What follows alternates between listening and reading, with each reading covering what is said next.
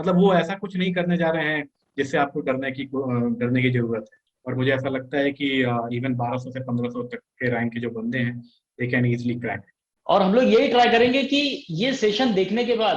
तो उन्होंने हम्म, फिर इंडियन ऑयल के वर्क से रिलेटेड एक काम पूछा कि ऑन वो मतलब अभी इंडियन ऑयल किस नए इनिशिएटिव पे काम कर रहा है, और एक रूम में आपको दो पैनलिस्ट रहेंगे और वहां पर आपको जीडी के लिए एक पर्टिकुलर टॉपिक देंगे। Welcome to mechanical pentomath. आपने हमारे इनविटेशन को एक्सेप्ट किया और अपने इस वैल्यूएबल एक्सपीरियंस को शेयर करने के लिए हमारे प्लेटफॉर्म पे आए। इसके लिए मैं थैंक यू बोलना चाहता हूँ। और जैसा कि भाई आपको पता है कि आज का ये जो सेशन है, आईओसीएल के इंटरव्यू से रिलेटेड जो भी चीजें हैं, जो भी गाइडेंस हो गया या जो भी क्वेरी है, वो सारी चीजें हम लोग इस सेशन में कवर करेंगे। सो आगे बढ़ने से पहले भाई मैं चाहता हूँ कि आप अपने बारे में कुछ इंट्रोडक्शन दे दें। बेसिकली मेरा नाम हिमांशु रंजन है, और मैं अभी currently Indian oil corporation limited में एज एलपीजी फील्ड ऑफिसर काम कर रहा हूँ। इसके पहले मैं 2019 में मैंने गेट में ऑल इंडिया रैंक 12 हासिल की थी। इसके पहले मैंने 14 महीनों के लिए एक प्राइवेट फॉर्म में एज अ कंटेंट क्रिएटर काम किया था। मैं 2018 में मैं सेंट्रल यूनिवर्सिटी बिलासपुर छत्तीसगढ़ से ग्रेजुएशन किया इन मैकेनिकल इंजीनियरिंग। ओके, ग्रेट यार, ग्रेट। AIR 12 इसके लिए तो फिर आपने बहुत ज्यादा मतलब हार्डवर्क किया होगा, मतलब क्योंकि इतना आसान नहीं होता है गेट में विद इन 100 रैंक लाना भी। It is very very difficult. But आपने AIR 12 लेके आया, मतलब क्या, कैसे, मतलब अपने किस तरीके से की स्ट्रेटेजी फॉलो की थी इसके लिए? सबसे पहले तो था कि मेरा जो प्रिपरेशन था वो काफ़ी पहले कॉलेज में ही स्टार्ट कर दिया, थर्ड ईयर। तो थर्ड ईयर से ही कॉलेज में प्रिपरेशन तैयारी हो रही थी, सब कुछ सही हो रहा था। लेकिन मेरे जो फाइनल ईयर में मैंने जो अटेम्प्ट दिया था उसमें मेरा बहुत अच्छा नहीं रह पाया था, ड्यू टू सम रीजंस। तो उसके बाद क्या था कि मैंने अपने गलतियों पे काफ़ी ज़्यादा ध्यान दिया, मैंने अपने लूप होल्स को खोजा, उन पे एनालिसिस किया और उन्हीं पे ध्यान दिया। तो और उसके बाद मैंने जब 2019 में जब मैं कर रहा था तो मैंने मोस्टली अपने प्रैक्टिस पे ध्यान दिया, एक्यूरेसी पे ध्यान दिया और उन सारी चीज़ों पे ध्यान दिया जिन पे मैं अपने फर्स्ट अटेम्प्ट में ध्यान नहीं दिया। तो वैसा ओके करने के ओके। बाद एग्जाम में अच्छा। गेट में जब आपको AIR 12 मिला, ठीक है, सो उसके बाद फिर आप IOCL तक कैसे पहुंचे? तो गेट में जब मेरा ईयर 12 आया था तो उसके बाद मेरे पास बहुत सारे ऑप्शन थे। मेरा मेरा ऐसा प्लान था कि मुझे पीएसयू ही ज्वाइन करना है, मतलब मेरा ऐसा एमटेक या कोई भी हायर स्टडीज में जाने का कोई भी plan। तो मेरा ये था कि मुझे कोई भी पीएसयू जो भी रहेगा वो मैं ज्वाइन कर लूँगा। तो उसके बाद फिर सबसे पहले मेरा ओएनजीसी का इंटरव्यू हुआ, उसमें मेरा सिलेक्शन हो गया था। देन एनपीसीएल का इंटरव्यू, मेरा उसमें सिलेक्शन नहीं हुआ। फिर उसके बाद ओके। आईओसीएल का इंटरव्यू हुआ, तो आईओसीएल के इंटरव्यू में मेरा सिलेक्शन हो गया था। तो ऐसा कुछ था नहीं, मतलब मैं आईओसीएल को लेकर ऐसा नहीं था कि मुझे आईओसीएल में ही जाना है। बट हुआ क्या कि आईओसीएल का ज्वाइनिंग सबसे पहले आ गई, तो फिर मैंने इसी कंपनी को ज्वाइन किया। अब भाई आप बताइए कि IOCL में अभी आपकी वर्क प्रोफाइल क्या है? तो आईओसीएल में मैं बेसिकली, मेरा जो डेजिग्नेशन है that is senior sales officer in LPG sales. तो जैसा कि नाम बता रहा है कि मुझे एलपीजी सेल्स डिपार्टमेंट में हूँ, तो मुझे एलपीजी की सेल्स पे ध्यान। तो इस पोर्टफोलियो में बेसिकली होता क्या है कि आपको किसी जिले की जिम्मेदारी दी जाती है। वो जिले, number of district might be more than one. तो जैसे मेरे केस में ये दो हैं, तो आपको उन दो जिलों के एलपीजी सप्लाई की का रिस्पॉन्सिबिलिटी दिया गया होता है।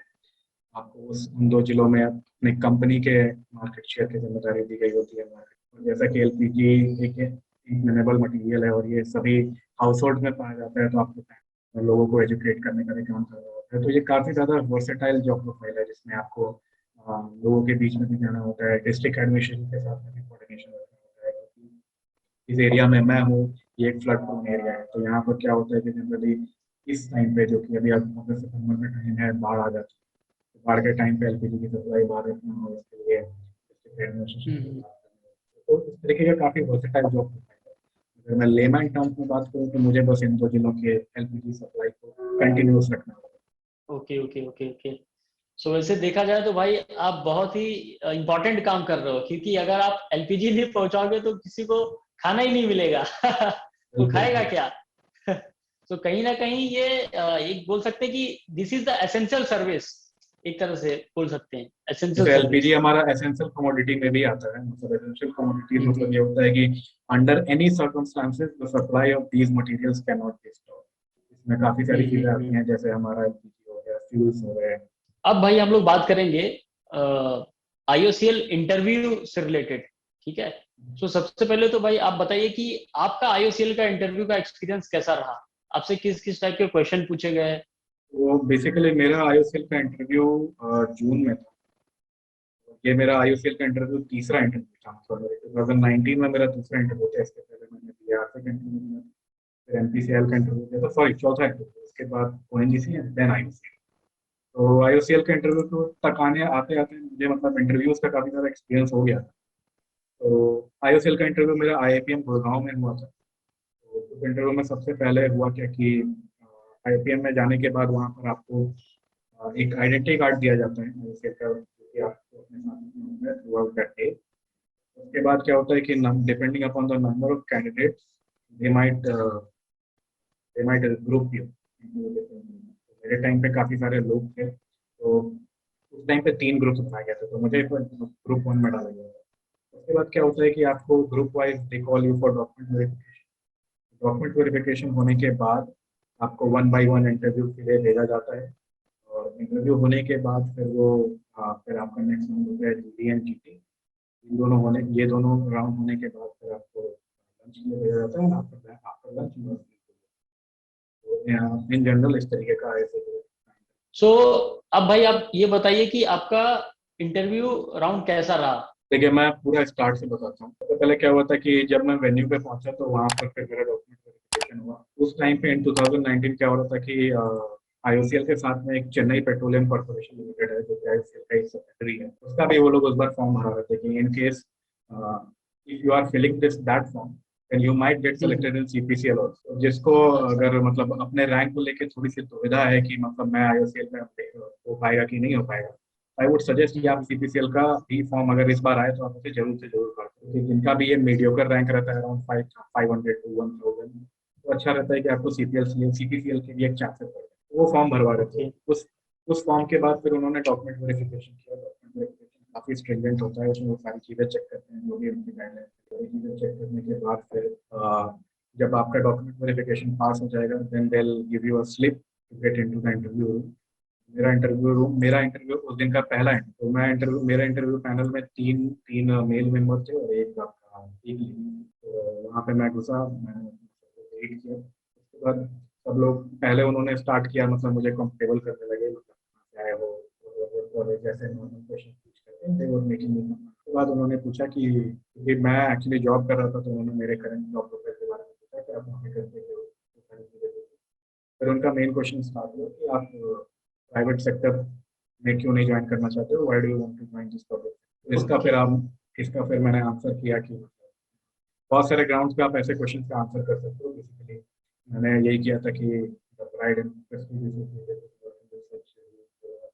The kind of work profile, the dynamic work profile, the transparency in the operation, because we have government jobs यहाँ पर टाइम टू टाइम आपका विजिलेंस एक्टिव रहता है। ये सारी चीजें मैंने बोली थी। फिर इस पर एक क्रॉस क्रॉस क्वेश्चन आया था कि अगर आप working for L&T and Jindal steel is also also good, and वहाँ पर भी ऐसे विजिलेंस डिपार्टमेंट है जो टाइम टू टाइम अपना एम्प्लॉयज पे चेक करते हैं कि किस तरीके से वो काम कर रहे हैं। तो why not L&T, why India. तो इस तरीके के क्रॉस क्वेश्चनिंग आप एक्सपेक्ट कर सकते हो। तो उस पर फिर मैंने 2-4 पॉइंट्स और ऐड किए थे, why I want to join Indian Oil. तो ये आपका क्वेश्चन आया था, मतलब ये बेसिकली HR राउंड से इस तरीके के क्वेश्चन थे। फिर उसके बाद आया था कि मतलब basically I was from Bihar, और उस समय बिहार में एक एक मुजफ्फरपुर जिले में एक एक टाइप का बीमारी फैला हुआ था, तो उससे रिलेटेड एक क्वेश्चन आया। तो बेसिकली आप करंट अफेयर से भी कुछ क्वेश्चन एक्सपेक्ट कर सकते हो। तो इस टाइप के क्वेश्चन की भी आपको प्रिपरेशन करनी पड़ेगी। फिर उसके बाद आया कि आपके फेवरेट सब्जेक्ट्स क्या हैं। तो मैं रेकमेंड करूंगा कि लोग टेक्निकल अपने 3-4 सब्जेक्ट्स को अच्छे से रेडी करके जाएं। मेरे से उन्होंने मेरे फेवरेट सब्जेक्ट्स पूछे, फिर उससे हर सब्जेक्ट में से 1-2 सवाल पूछ ही डाले, जैसे स्ट्रेंथ ऑफ मटेरियल में से कि what do mean by yield point, what do mean by ultimate stress point, इस तरीके से 2-3 पॉइंट्स पूछे। फिर उसके बाद उन्होंने मतलब जो लेडी मेंबर थी उनको अलाउ किया कि आप कोई क्वेश्चन पूछना चाहते हो तो आप पूछ। तो उन्होंने फिर इंडियन ऑयल के वर्क से रिलेटेड एक काम पूछा कि ऑन वो मतलब अभी इंडियन ऑयल किस नए इनिशिएटिव पे काम कर रहा है तो आपको कंपनी के प्रोफाइल के बारे में भी अच्छे से रिसर्च करके जाना पड़ेगा कि in which new initiative Indian Oil और as ministry of petroleum and natural gas is working on currently. तो इस टाइप के क्वेश्चन के भी प्रिपेयर करके जाने पड़ेंगे। इसके बाद मेरा इंटरव्यू ओवरऑल 15 से 20 मिनट का चला था ऑन एवरेज, और इसके बाद मेरा इंटरव्यू ओवर हो गया था। इंटरव्यू उसके बाद फिर क्या हुआ कि उसके 20 से 30 मिनट के बाद मुझे अगेन बुलाया गया फॉर जीडी राउंड। तो जीडी राउंड में क्या होता है कि 7 से 8 स्टूडेंट्स को एक बार में बुलाया जाएगा, और एक रूम में आपको 2 पैनलिस्ट रहेंगे, और वहां पर आपको जीडी के लिए एक पर्टिकुलर टॉपिक दे दिया जाएगा। और फिर they'll give you like 15 to 20 minutes to discuss on that। 15 to 20 minute sometimes come भी देते हैं, मतलब 7 से 10 मिनट भी हो सकता है। तो बेसिकली हमेशा क्या होगा कि जीडी के टाइम पे दो ही टाइप के सिचुएशन रहेंगे एज ए स्टूडेंट्स आपके सामने। या तो जो टॉपिक आपको दिए जाएंगे आप उस टॉपिक के बारे में जानते हो, या तो उस टॉपिक के बारे में नहीं जानते। जब कभी भी जब आप पहले केस के स्टूडेंट हो जिसको टॉपिक के बारे में पता है, तो आप try to initiate the GD. उससे क्या होगा कि that way the panelist will take a notice of कि भाई हाँ इस बंदे ने जीडी की स्टार्ट करा है, इसके जो पॉइंट्स है वो थोड़े से सही हैं, तो स्टार्ट में आप एक उनके नोटिस में आ जाओगे। फिर आप ट्राई करो कि आप जीडी में 3 से 4 अपने एंट्रीज दो, और कंक्लूड करने का भी कोशिश करो। बट अगर आप दूसरे केस के स्टूडेंट हो जिसको पता ही नहीं है कि जीडी का टॉपिक क्या है, तो आप थोड़ा सा रुक जाओ, और पहला जो बंदा इनिशिएट कर रहा है और 2-3 बंदे को बोल लेने दो, उसके बाद आप अपना परसेप्शन बनाओ और फिर अपनी एंट्री दो। ट्राई करो कि अगर आप सेकंड कैटेगरी के स्टूडेंट हो तो आपको कंक्लूड करना आपके केस में मस्ट हो जाता है, क्योंकि आपको पैनलिस्ट के नजर में आता है। तो ये बेसिकली जीडी का एक ट्रिक्स होता है। इस जीडी होने के बाद फिर एक राउंड होता है ग्रुप टास्क जीटी। उस राउंड में फिर वो अगेन एक आपको टॉपिक देंगे और बोलेंगे कि एज अ ग्रुप आपको उस टॉपिक पे आप क्या करोगे। मतलब situation based circumstances based questions रहते हैं। जैसे मेरे टाइम पे उन्होंने क्वेश्चन बोला था कि आप किसी ऐसे कंट्री में गए हो जिसको इंडिया के बारे में कुछ नहीं पता है, तो as a group what would you tell that particular country so that they will be attracted towards your country. तो इसके बेसिस पे आपको अपने पॉइंट्स देने हैं। तो इस तरीके से जीडी और जीटी राउंड होता है, और उसके बाद फिर आपका आईओसीएल का इंटरव्यू 15 मार्क का पीआई होता है, और बचे 5 मार्क्स का आई थिंक जीडी और जीटी होता है। 15 mark PI and 5 mark GD and GT. So इसमें कुछ मिनिमम क्वालिफाइंग क्राइटेरिया है या मतलब कैसा होता है इसमें? तो जनरली अगर ये जो फाइनल जो आपका सिलेक्शन ये आता है, सिलेक्शन शीट आती है, उसमें ऐसा कोई मार्किंग एज वाइज नहीं लिखा रहता है। जैसा कि ओएनजीसी में क्या होता है कि ओएनजीसी में वो आपको मार्क्स दे देते हैं कि 15 में से कितने नंबर मिले आपको, और ओएनजीसी में 15 में से 9 मार्क्स आपका रहता है क्वालिफाइंग मार्क्स। लेकिन आईओसीएल में अभी तक इस तरीके का कुछ हुआ नहीं है कि किसी पर्टिकुलर कैंडिडेट को इतने नंबर दिए गए या इतना से कम। तो ये अनलेस एंड अनटिल आप आरटीआई लगा के पता करो, ऐसा कुछ होता नहीं है मेरी जानकारी। मीन्स हर एक कैंडिडेट को जीडी जीटी का भी चांस मिलता है और इंटरव्यू का भी चांस मिलता है, क्योंकि इसमें कुछ एलिमिनेशन राउंड तो होता नहीं है वैसे। बिल्कुल एग्जैक्टली यहाँ पर एलिमिनेशन राउंड नहीं रहता है। जिस दिन आपका इंटरव्यू होगा उसी दिन जीडी और जीटी होगा। तो ऐसा कुछ नहीं है, अगर आप इंटरव्यू में सेलेक्टेड हो तो आपको जीडी जीटी देने का मौका मिलेगा। आपका ओवरऑल इंटरव्यू कैसा गया था? आपको लग गया होगा ना, एक आइडिया तो मिल गया होगा कि मेरा सिलेक्शन हो सकता है कि नहीं? वेल जैसा मैंने पहले बताया था कि आईओसीएल का इंटरव्यू मेरा चौथा इंटरव्यू था उस ईयर का, और मैं इस इंटरव्यू को लेके बिल्कुल भी मतलब स्ट्रेस नहीं था, काफी लाइटली था मतलब इस इंटरव्यू को लेकर के, जो कि एक पॉजिटिव फैक्टर भी था कि मैं कुछ ज्यादा एक्सपेक्ट करके नहीं जा रहा था कि होगा नहीं होगा। तो उसमें क्या था कि मैंने अपना परफेक्ट दिया। मैं जब इंटरव्यू रूम में गया तो मैंने मतलब मेरे ऊपर कोई प्रेशर नहीं था, मैं स्ट्रेस बिल्कुल भी नहीं था। जो क्वेश्चन वो पूछ रहे थे उसका आंसर कर रहा था, जो मुझे नहीं पता था उसमें मैं डायरेक्टली बोल रहा था कि I am sorry sir, I am unable to recall that, और at this moment I am unable to remember this, you can ask another thing. तो इस तरीके से बेसिकली ये एक मेरे फेवर में हुआ कि मैं काफी कॉन्फिडेंट था। तो और उसके बाद जब इंटरव्यू रूम से बाहर भी निकला तो मैंने देखा कि जो पैनलिस्ट है दे सीम्ड प्रीटी कन्विंस्ड। तो मुझे ऐसा लग रहा था कि मेरा इंटरव्यू अच्छा गया। सही बात की भाई आपने, क्योंकि कहीं ना कहीं इंटरव्यू में सिलेक्शन के लिए कॉन्फिडेंस होना बहुत जरूरी है। आपके पास उतना नॉलेज हो या मत हो उससे मतलब नहीं है, लेकिन एक थोड़ा सा कॉन्फिडेंस रहता है तो कहीं ना कहीं इंटरव्यूअर को भी लगता है कि हाँ यार चलो बंदा कॉन्फिडेंट है, ले लो इसको। बिल्कुल कॉन्फिडेंस इज द की इस तरीके का इंटरव्यू। सो आई थिंक जो भी एस्पिरेंट्स इस वीडियो को देखते होंगे तो उन्हें समझ में आ गया होगा कि सबसे इंपॉर्टेंट फैक्टर क्या है। आईओसीएल इंटरव्यू के लिए कैंडिडेट्स को किन किन टॉपिक का प्रिपरेशन करना चाहिए from technical point of view. तो IOCL का जो इंटरव्यू है वो जनरली 15 से 20 मिनट का ड्यूरेशन रहता है, एवरेज ड्यूरेशन। तो इसमें क्या होता है कि उसमें वो 3 राउंड रहेंगे। HR से भी कुछ क्वेश्चंस आएंगे, कुछ क्वेश्चंस टेक्निकल से आएंगे, कुछ क्वेश्चंस कंपनी बैकग्राउंड से आएंगे। तो उनके पास उतना ज्यादा समय रहता नहीं है कि वो टेक्निकल पे काफी ज्यादा ध्यान दें, बट स्टिल वो आपसे आपके फेवरेट सब्जेक्ट्स पूछेंगे। मैं सजेस्ट करूंगा कि आप अपने 3 या 4 सब्जेक्ट्स जो फेवरेट सब्जेक्ट्स हों उनका अच्छा से प्रिपरेशन करके जाएं। उनसे क्वेश्चंस आ सकते हैं। For example strength of material हो गया। स्ट्रेंथ ऑफ मटेरियल सभी का फेवरेट सब्जेक्ट होता है as far as mechanical is concern. तो आप स्ट्रेंथ ऑफ मटेरियल को काफी अच्छे से पढ़ लो। IOCL कंपनी है जहाँ पे आपको वो पाइपलाइंस प्रोडक्ट्स को काफी पाइपलाइंस के थ्रू इधर से उधर भेजती है। वो बहुत सारी चीजें फ्लूइड मैकेनिक्स पे भी पूछ सकती है, तो फ्लूइड मैकेनिक्स को आप अपने फेवरेट सब्जेक्ट में बिल्कुल ऐड करें। तीसरा थर्मोडायनेमिक्स। ये 3 सब्जेक्ट तो आप मस्ट करके जाना है कि इन सारी चीजों को मैं अच्छे से पढ़ के जाऊं, इन पे प्रिपेयर करके जाऊं। टेक्निकल बैकग्राउंड मतलब उनके बारे में सारी चीजें मुझे पता हो। ऑन अ प्रैक्टिकल ग्राउंड भी मुझे पता हो कि हाँ, अगर कोई मेरे से पूछ रहा है पंप्स के बारे में तो मुझे फ्लूइड फ्लूइड का आप अच्छे से पढ़ के जाओ। सिमिलरली थर्मोडायनेमिक्स पे भी टेम्परेचर राइज इनसाइड पे कुछ क्वेश्चंस पूछे जा सकते हैं। तो आपको टेक्निकल एस्पेक्ट से ये 3-4 सब्जेक्ट्स के अच्छे से प्रिपेयर करके जाना। तो ये तो भाई टेक्निकल एस्पेक्ट हो गया, लेकिन इसके अलावा एक एस्पिरेंट्स की क्या स्ट्रेटेजी होनी चाहिए इंटरव्यू को लेके, मतलब किस तरह की उसकी प्लानिंग होनी चाहिए? प्लानिंग जैसा कि मैंने बोला कि स्ट्रेस बिल्कुल भी नहीं होना चाहिए, क्योंकि ये जो इंटरव्यू है वहां पर वो आपको आपके टेक्निकल ग्राउंड पे जज करने के लिए नहीं बैठे हुए हैं। वो वहां पे अपने लिए एक पोटेंशियल कैंडिडेट खोज रहे हैं जो उनकी कंपनी के लिए एक अच्छा बेस्ट सूटेड आदमी रहेगा। तो आपको वहां पे केवल अपनी टेक्निकल नॉलेज नहीं शो करनी है, आपको वहां पे अपनी लॉयल्टी शो करनी है कि what are you willing to give to this company. आपको वहां पे दिखाना होगा कि आपकी क्या क्वालिटी है। अगर आप वहां पर बहुत बार ऐसा होता है कि इंटरव्यू में 2-3 क्वेश्चन पूछे गए आपसे और आप उसका आंसर नहीं कर पा रहे हो, तो स्टूडेंट्स काफी नर्वस हो जाते हैं कि अब तो मेरा मैं एक क्वेश्चन का आंसर नहीं कर पाया। बट एक क्वेश्चन का आंसर ना कर पाना इज नॉट द क्वेश्चन। वहां पर ये है कि आप उस क्वेश्चन को ना करने के बाद भी जो उन्होंने नेक्स्ट क्वेश्चन पूछा आप उसका आंसर अच्छे से कर पाए। ओवरऑल यही है कि कॉन्फिडेंस इज द की। आप अच्छे से प्रिपेयर करके जाओ, वहां पे आप दिखाओ कि वहां पे आप अपना बेस्ट। अब एक इम्पॉर्टेंट क्वेश्चन मैं पूछना चाहता हूँ कि सपोज कोई पर्सन एमटेक परसू कर रहा है, तो क्या उसको इंटरव्यू में ये चीजें बतानी चाहिए? बिल्कुल बतानी चाहिए।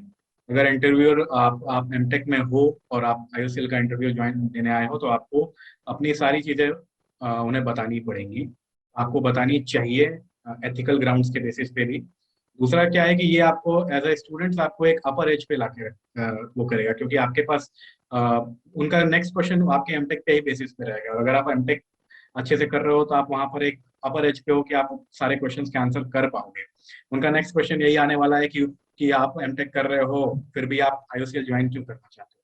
तो आप इस टाइप के क्वेश्चन को काफी अच्छे से आंसर कर सकते हो कि I am the kind of student who is who grabs the opportunity that comes in front of me. तो मैं एमटेक कर रहा था, मुझे IOCL में भी मेरा सिलेक्शन हो गया, IOCL का इंटरव्यू आया। तो मैं IOCL का इंटरव्यू भी देने के लिए आ गया कि अगर मेरा इस इंटरव्यू में हो जाता है then it's well and good, नहीं भी होता है तो it will be a great experience for me. तो आप समझ रहे हो, आप इसको एक मतलब आप इसको एक पॉजिटिव तरीके से यूज कर सकते हो, रादर देन अगर आप इस इंफॉर्मेशन को छुपा लोगे तो आपके पास कोई अपर ग्राउंड नहीं रहेगा, अपर एज नहीं रहेगा। तो मेरे हिसाब से स्टूडेंट्स को ये सारी चीजें बता देनी चाहिए। लेकिन किसी किसी स्टूडेंट का ये थोड़ा सा डाउट रहता है ना कि अगर मान लीजिए वो बता देता है कि वो अभी एमटेक कर रहा है, तो क्या ऐसा नहीं हो सकता कि वो इंटरव्यूअर ये सोचे कि यार ये चलो एमटेक कर रहा है, इसको मत लो, हमारी ये एक IIT की सीट खराब कर देगा? एज अ इंटरव्यूअर वहां पे उनका बस यही सोचना है कि मैं अपनी कंपनी के लिए एक आदमी को रिक्रूट करना चाहता हूँ। अगर ये इसका परफॉर्मेंस इस पर्टिकुलर इंटरव्यू में अच्छा रहता है तो आई डोंट केयर कि वो IIT की सीट खराब करे या MIT की सीट खराब करे। अगर वो मेरी कंपनी के लिए बेस्ट सूटेड आदमी है तो मैं उसे चूज करूँ। उनका माइंडसेट यही रहता सो आई थिंक स्टूडेंट को इसका आंसर भी मिल गया होगा, क्योंकि काफी लोगों का ये डाउट रहता है, काफी लोगों का। सो नेक्स्ट थिंग ये है कि इंटरव्यू में अपना सिलेक्शन का चांस को बढ़ाने के लिए वो किस तरह का अपना एटीट्यूड रखे in front of interview panel. है। देखिए, इसमें मैं 2 टॉपिक पे मतलब 2 तरीके से बताना चाहूंगा। एक मैं जो मेन इंटरव्यू PI होता है उसके बारे में बात करूंगा, और सेकंड जो आपका GD और GP होता है उसके बारे में बात करूंगा कि आप चांसेस को इंक्रीज कैसे कर सकते हैं। PI में चांसेस को इंक्रीज करने का एक तरीका है कि आप कॉन्फिडेंट रहो, आप ब्लफ ना करो बिल्कुल भी, क्योंकि बहुत बार ऐसा होता है कि स्टूडेंट से क्वेश्चन पूछा जाता है तो वो हवा में आंसर्स करने लगते हैं। अगर उनसे उनको टॉपिक्स के बारे में अगर नहीं भी पता है, but just because interviewer has asked, तो मैं उसके बारे में कुछ ना कुछ बोलूंगा। ये जो एटीट्यूड है, ये एटीट्यूड खराब है। अगर आपको किसी पर्टिकुलर चीज के बारे में नहीं पता है, से सॉरी, से कि मुझे नहीं पता है, और उसके बाद मूव ऑन करो। क्योंकि उनका, अगर आप एक क्वेश्चन नहीं बताओगे तो ऐसा नहीं है कि आपका टाइम बर्बाद हो गया या कुछ खराब हो गया, वो आपसे नेक्स्ट क्वेश्चन पूछेंगे। तो मेरा यही है कि आप इंटरव्यू में कॉन्फिडेंट रहो, be real, show them what you are. अगर कोई कोई लैंग्वेज बैरियर नहीं होता है। अगर आप हिंदी में बात करना चाहते हो तो आप हिंदी में बात करो, इंग्लिश में कंफर्टेबल हो इंग्लिश में बात करो, अगर आप दोनों को मिक्स करना चाहते हो तो you can do that also. तो ऐसा कोई भी प्रॉब्लम नहीं है। बस यही है कि वहां जाके आपको नर्वस नहीं होना है। आपको ये नहीं दिखाना है कि भाई अचानक से अगर मेरे ऊपर प्रेशर पड़ेगा तो आई जस्ट क्रम्बल। इस तरीके की चीजें नहीं करनी है वहां पे। तो पीआई में आपको कम्प्लीटली मतलब कॉन्फिडेंट रहना है। जीडी जीडी में मैं ये बोलूंगा कि बहुत बार ऐसा होता है, लोगों को ये मिसकंसेप्शन रहता है जीडी को लेके, वो जीडी को डिबेट में कन्वर्ट कर देते हैं। मतलब उन्हें ऐसा लगता है कि मुझे जो एंट्री देनी है, मुझे सबसे अपना जो डेसिबल है, साउंड डेसिबल, उसको सबसे टॉप करके ही देना है। या मुझे अगर ये दो चार बंदों को अगर मैं कट कट करके अपनी एंट्री दे दूंगा तो पैनलिस्ट मुझे नोटिस कर लेंगे। तो let me tell you one thing कि आईओसीएल के इंटरव्यू में पैनलिस्ट आर वेरी सीरियस। अगर आप इस तरीके का इनडिसिप्लिन बिहेवियर करोगे तो they'll just throw you out of the room. मेरे इंटरव्यू, मेरे जीडी के बाद में एक जीडी राउंड में ऐसा हुआ था कि उसमें उन्होंने एक स्टूडेंट को इस तरीके से ही भगा दिया था, because he was not at all humble, he was not allowing anyone else to provide their entry. Okay okay. तो मेरे तरफ से ये है कि आप जीडी में जितना हम्बल रहो, अपने वॉइस को एक मिनिमल डेसिबल तक रखो और डिसेंट बिहेवियर करो, तो जीडी जीडी में आप अच्छे से कर पाओ। सो भाई अब मैं चाहता हूँ कि आप जो भी फ्यूचर एस्पिरेंट्स हैं, जो भी आईओसीएल का इंटरव्यू देने जा रहे हैं, उन्हें आप एक फाइनल मैसेज दें। तो ये आईओसीएल का इंटरव्यू में जाने के पहले मैं बोलूंगा कि आप अपने जो डॉक्यूमेंट्स हैं, try to double and triple check करें। मतलब बहुत बार ऐसा होता है कि हम लोग जल्दी जल्दी में कुछ डॉक्यूमेंट्स को भूल जाते हैं, या फिर वहां जाके पैनिक करते हैं। तो ट्राई, मैं ये बोलूंगा कि डॉक्यूमेंट्स को अच्छे से डबल एंड ट्रिपल चेक कर लें इंटरव्यू में जाने के पहले। और जो टेक्निकल सब्जेक्ट्स हैं उनके अच्छे से प्रिपेयर करें। दूसरा और तीसरी चीज ये है कि आप इंटरव्यू में बिल्कुल भी नर्वस ना हो, क्योंकि इंटरव्यू में वो आपको जज करने जा रहे हैं। मतलब जो भी आपके रियल है, जो आप में रियल में हो, वो आपको जज करने जा रहे हैं। तो वहां पे अगर आप डर जाओगे, मतलब वो ऐसा कुछ नहीं करने जा रहे हैं जिससे आपको डरने की जरूरत है। वो बस आपके बारे में जानने के लिए बैठे हैं। आपको क्या पता है उसके बारे में वो बैठे हैं, क्योंकि उनके पास ऑलरेडी आपका रिजल्ट है। तो उसके बारे में वो सवाल नहीं पूछने वाले हैं। उस रिजल्ट में के पीछे क्या बंदा छुपा है उसके बारे में बस वो जानना चाहिए। Just be as chill as you can. मतलब इस इंटरव्यू को एकदम सिंपल तरीके से आप डील करो, तो डेफिनेटली ये इंटरव्यू निकल जाएगा। सो आई थिंक जो भी हिमांशु भाई ने जो भी चीजें बताई है, जो भी स्ट्रेटेजी डिस्कस की है, जो भी टॉपिक्स के बारे में बताया है, अगर एक एस्पिरेंट्स उन्हें सही तरीके से फॉलो करे तो definitely he can crack the interview. वैसे देखा जाए तो इसमें अगर आपका एक अच्छा गेट रैंक है तो आपके चांसेस काफी अच्छे हैं सिलेक्शन के। बट कहीं ना कहीं इंटरव्यू में भी अगर आप थोड़ा भी एक आध नंबर ऊपर नीचे हो जाते हो तो वहां पे आप लूज कर सकते हो। तो मुझे लगता है कि एक स्टूडेंट को इंटरव्यू लाइटली बिल्कुल नहीं लेना चाहिए। मतलब मेरे टाइम पे भी बहुत केसेस ऐसे आए थे कि they were top rankers, but due to the screw ups in the interview, उनका इंटरव्यू अच्छा नहीं हुआ और उनका फाइनल सिलेक्शन नहीं हुआ। तो अगर आप टॉप रैंकर्स हैं तो इंटरव्यू को लाइटली ना लें, और अगर आप मीडियोकर रैंक वाले हैं तो आप इंटरव्यू को इस तरीके से ना लें कि मेरा तो होना ही नहीं। क्योंकि अगर आप इंटरव्यू में अच्छा परफॉर्मेंस कर दे दोगे, तो अगर आपकी रैंक 800 है, 1200 है, तब भी वो आपको सेलेक्ट करेंगे। और जैसा कि इस बार नंबर ऑफ वैकेंसीज भी अगर आप देखोगे तो इस बार थोड़ी सी वैकेंसीज ज्यादा है। लोग स्पेकुलेट कर रहे यस हैं, यस। क्योंकि जो कट ऑफ मार्क्स है वो इस बार थोड़ा सा मतलब कट ऑफ मार्क्स के बेसिस पे जो लोग स्पेकुलेट कर रहे हैं कि नंबर ऑफ सीट्स अराउंड 300 से 400 के आसपास हैं। तो ये काफी अच्छा नंबर है। और मुझे ऐसा लगता है कि इवन 1200 से 1500 तक के रैंक के जो बंदे हैं, they can easily crack.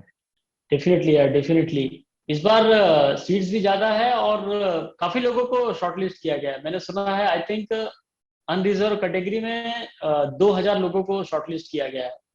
So it's a big number I think. और दूसरा एक और चीज है, मैकेनिकल पेंटोमैथ में भी इस बार आईओसीएल का जो इंटरव्यू प्रोग्राम होता है ये हमने प्रिपेयर किया है। इस इंटरव्यू प्रोग्राम में हम लोग क्या करने वाले हैं, हम लोग बेसिकली 3 स्टेज में गाइडेंस देंगे। सबसे पहला तो जो स्टेज 1 होगा उसमें क्या होगा कि जो भी एक्सपर्ट्स हैं, जैसे आप हैं हिमांशु, और उसके बाद कुछ लोग ओएनजीसी से होंगे, कुछ एनपीसीआई से होंगे, तो जो भी एक्सपर्ट्स हैं वो आपको एक गाइडेंस देंगे। और ये सेशन अराउंड 2 to 3 आवर्स का होगा। ठीक है, इसमें हम लोग बहुत सारे जो भी टॉपिक्स होते हैं which is related to organisation, which is related to yourself, about engineering, और जो आईओसीएल का जो इंटरव्यू प्रोसेस होने वाला है, लाइक डॉक्यूमेंट वेरिफिकेशन, फिर उसके बाद जीडीजीटी, देन इंटरव्यू, तो इससे रिलेटेड जो भी एक स्टूडेंट की डाउट होती है, जो भी क्वेरी होती है, उन सारी चीजों को हम लोग इस सेशन में कवर करेंगे। और हम लोग यही ट्राई करेंगे कि ये सेशन देखने के बाद एक स्टूडेंट के मन में कोई डाउट ना रहे। नेक्स्ट राउंड जो होगा वो जीडीजीटी का होगा, और फाइनल जो होगा वो पर्सनल मॉक इंटरव्यू होगा। और ये जो भी मॉक इंटरव्यू होगा, इसमें जो पैनलिस्ट होंगे they are from IOCL, ONGC, NPCIL. तो इससे क्या होगा, इससे एक स्टूडेंट को सही गाइडेंस मिलेगा कि हाँ, कि मुझे किस तरह से प्रिपेयर करना है, किस टॉपिक को स्किप करना है, ठीक है, अपना एटीट्यूड किस तरह रखना है, अपनी अप्रोच किस तरह रखनी है। तो एक ओवरऑल हम लोग ने यही कोशिश की है कि मतलब एक स्टूडेंट, मतलब उसका गेट में अच्छा रैंक होता है, बट क्या होता है कि कभी कभी due to lack of guidance वो इंटरव्यू में अच्छा परफॉर्म नहीं कर पाता है। सो ये बहुत ज्यादा जरूरी हो जाता है कि हम लोग इंटरव्यू के लिए एटलीस्ट पूरा प्रिपरेशन करके जाएं। सो एस्पिरेंट्स को मैं यही बोलना चाहूंगा कि अगर आप आईओसीएल के इंटरव्यू गाइडेंस प्रोग्राम में एनरोल होना चाहते हैं तो नीचे डिस्क्रिप्शन बॉक्स में मैंने इसकी लिंक दी है, आप वहां से जाएं और एनरोल करें। जैसा कि प्रवीण भाई ने आपको बताया इनके इंटरव्यू गाइडेंस प्रोग्राम के बारे में, बेसिकली जब मैं अपना 2019 में प्रिपेयर कर रहा था पीएसयूज के इंटरव्यू के लिए, उस टाइम पे ऐसी चीजें हमारे अराउंड में नहीं थी। उस समय क्या था कि या तो अगर आप किसी ऐसे स्टूडेंट को जानते हो जो इस तरह की कंपनी में काम कर रहा है तो आप उससे बात कर सकते हो, but they hardly have any time, और मतलब आप बहुत टाइम तो ऐसा होता था कि आप उनसे कॉन्टैक्ट ही नहीं कर पाते थे, तो आपको क्लियर पिक्चर नहीं पता चल पाता था कि आपको करना क्या है। तो आई वुड सजेस्ट कि सारे स्टूडेंट्स इसका फायदा उठाएं और इससे make the most out of it, और इसके हेल्प ले करके आईओसीएल जैसे मतलब ये हो कि इंटरव्यू साइड से आपसे कोई गड़बड़ी ना हो। इसके पहले अगर आपका रिजल्ट थोड़ा बहुत गड़बड़ हो भी गया है तो टेंशन की बात नहीं है। इंटरव्यू पॉइंट ऑफ व्यू से आप कुछ भी लैक ना करो, कुछ भी ना छो, काफी अच्छा है। Yes yes, definitely. और हिमांशु भाई तो वहां पे होंगे ही, और अगर आपको पर्सनली कुछ पूछना होगा तो वो जो डाउट एंड क्वेरी सेशन होगा तो उसमें आप इंडिविजुअली आप अपने डाउट्स को पूछ सकते हैं। सो हिमांशु भाई, thank you very much for your valuable time. और वैसे तो मैं चाहता था ये सेशन और लंबा चले, but due to time constraint अब हम इस सेशन को यहीं फिनिश करेंगे। Thank you very much. Thank you bye, very take much for care. Having me here. Same to you.